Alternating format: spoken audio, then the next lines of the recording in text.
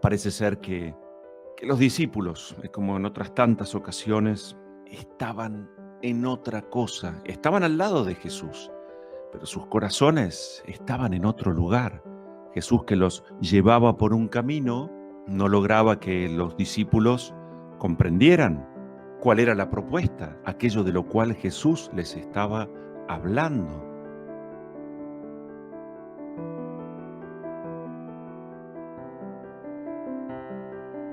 Y mientras Jesús recorre el camino del despojo, de la entrega, de la humildad, del estar pendiente del prójimo, de la simpleza, entre los apóstoles, los discípulos, discuten acerca de quién sería el más grande. Se ve que todavía tenían un largo camino por recorrer. Yo me quedo con esto de increíble lo cercano que uno puede estar a Jesús, creer que uno está verdaderamente próximo porque reza, porque celebra la fe, porque trata de vivir de acuerdo a su voluntad y sin embargo, al mismo tiempo uno está en una cosa, pero también en otra. No hay unidad, no hay paz en el corazón está como dividido, hay como luchas internas. Y entonces falta madurar. Esto le pasó a los discípulos en su conjunto y a alguno de ellos, como lo presenta el Evangelio de hoy. En el caso de Juan, que tenía, vamos a decirlo así, como celos o envidias de aquel otro que no pertenecía a este grupo, pero que también expulsaba demonios. Entonces, Jesús nos propone el camino de la pequeñez. Hoy que estamos celebrando, que le pedimos al Señor que nuestro sí sea un sí profundo, único, verdadero a Él, y no un poco sí a Jesús en esta mañana y luego sí a nuestros caprichos, o luego sí a las tentaciones que el mundo nos propone o nos ofrece, o a nuestros propios desórdenes. Y sí es a nuestro buen Señor, todo de mi vida para ti. Como lo dice hoy una de las estrofas del Salmo de Laudes, ¿no? Para que nunca la amargura sea en mi vida más fuerte que el amor.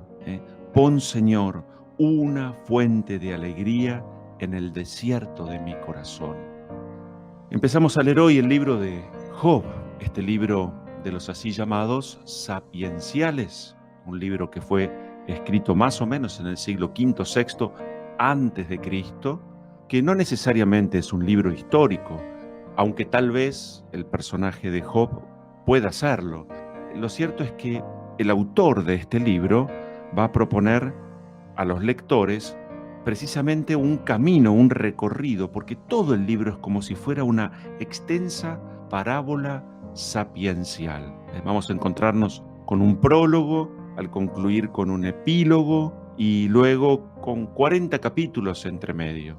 Desde esta lectura salteada, por supuesto, y en estos 40 capítulos nos vamos a encontrar a Job con sus pensamientos, con sus diálogos con sus amigos y también con la respuesta de Dios. Y es un libro muy interesante que nos mueve como palabra de Dios a la reflexión, a la interiorización del mensaje.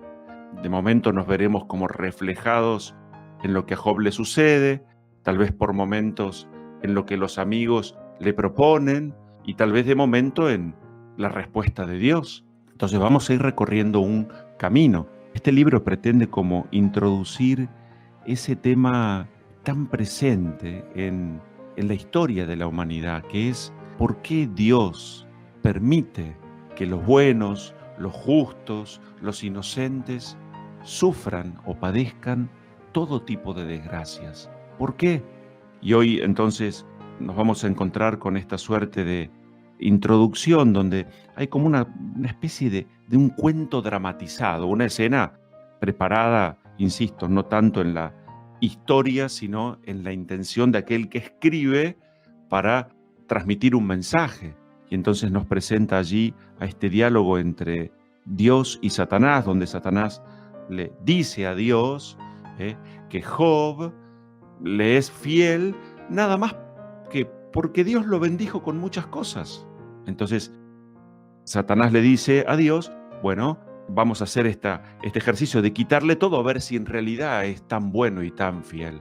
Dios le dice que a él no lo toque, que sí puede hacer de las suyas sobre sus bienes. Ya nos vamos a ir metiendo poco a poco, no me quiero adelantar, pero lo cierto es que en el fondo, hoy, ante esta serie de desgracias que le van ocurriendo a Job, de momento, Job es paciente, no desespera. Nos vendría muy bien como repetir a lo largo del día, desnudo salí del vientre de mi madre y desnudo volveré a él.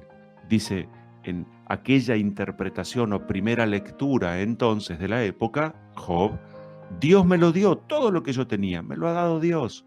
Y dice él, bueno, Dios también me lo quitó, bendito sea Dios. Como queriendo decir, no me voy a enojar con Dios porque si me dio todo esto y lo disfruté y ahora no lo tengo, no, bendito sea Dios. Hoy entramos como en esta suerte de introducción. Insisto, nos hace mucho bien el pensar acerca de las propias o de las desgracias, los problemas, los dolores, los sufrimientos ajenos. Sobre esto tenemos que pensar, sabiendo que estamos en el Antiguo Testamento, en este caso, con este recorrido que vamos a hacer. El autor del libro no va a llegar a dar una respuesta perfecta, porque la respuesta perfecta no va a llegar en el Antiguo Testamento, sino con la Pascua, con la muerte y la resurrección de Jesús. Ahí se comprende. Pero el recorrido que hace el autor es muy interesante. Quien escribe el libro no se va a dejar llevar por esta gran tentación que es aquello que los amigos de Job le van a decir. Todo esto te sucede porque algún mal habrás hecho. Esa idea que subyace aún en muchos cristianos. Si me porto bien, Dios me tiene que dar todas las cosas buenas. Si me porto mal, bueno, que me castigue, lamentablemente. Entonces, esta sí que es una mirada interesante, porque el autor del libro no se va a quedar como enganchado a esa lectura pobre de estos amigos de Job. Él va a intentar buscar, él dice, Dios es fiel, Dios es bueno, Dios no es cruel, de Dios no puede venir este mal. Me parece que es algo muy lindo el que podamos, en vez de querer quitarnos todo tipo de mal en nuestras vidas, de dolor o de sufrimiento, que podamos reflexionar. Por ejemplo, si esta fue la respuesta de Job, ¿cuál es mi respuesta hoy frente al sufrimiento, al desconcierto, al dolor? ¿Soy capaz de decir, bendito sea Dios? ¿O culpo a Dios de mis males? ¿O que no se interesa en mi vida? Hay que reflexionar acerca de todo lo que vivimos, que nuestro sí sea sí. Y empezamos del mejor modo, que es haciéndolo junto a Jesús, el autor de la vida, aquel que no ha venido a ser servido, sino a servir y a dar su vida por los demás. Que también nosotros a lo largo de este día lunes busquemos, intentemos darnos del todo a los demás. Ese es un modo muy apropiado de decirle sí al querer de Dios. Insisto una vez más, estamos en esta vida no para encontrar la última respuesta acerca del mal, porque el mal es un misterio. Jesús no vino a explicar el mal, lo derrotó, lo cual es mucho más importante, lo venció, lo cual es muchísimo más importante. Y nosotros, seguidores, discípulos de Jesús, seguimos sus huellas, entregó su vida. Hoy, entreguemos también la nuestra, que seamos capaces de invertir cada minuto de este día, no tanto en comprender el mal, por qué razón, hasta cuándo va a durar, sino en medio de esta situación, Señor, ¿qué esperas de mí?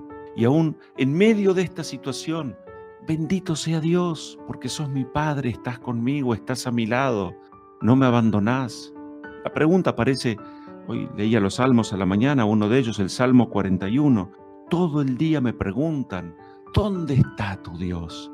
Esta es la pregunta del hombre de todos los tiempos, frente a quienes tenemos fe, y la respuesta es Jesucristo. Y ahí la tenemos que encontrar, junto a Él. Por eso nos encontramos en esta mañana, en esta Eucaristía, celebrando nuestra fe. Que podamos inteligentemente saborear, sabios de nuestro tiempo, hoy, el tiempo que Dios nos regala para amar mucho, poner semillas de paz, buscar el bien de aquellos que están a nuestro lado. Menos quejas, más amor. Esa es la mejor inversión y la más sabia de las respuestas que podemos dar frente a lo que nos sucede, a lo que Dios permite en nuestras vidas.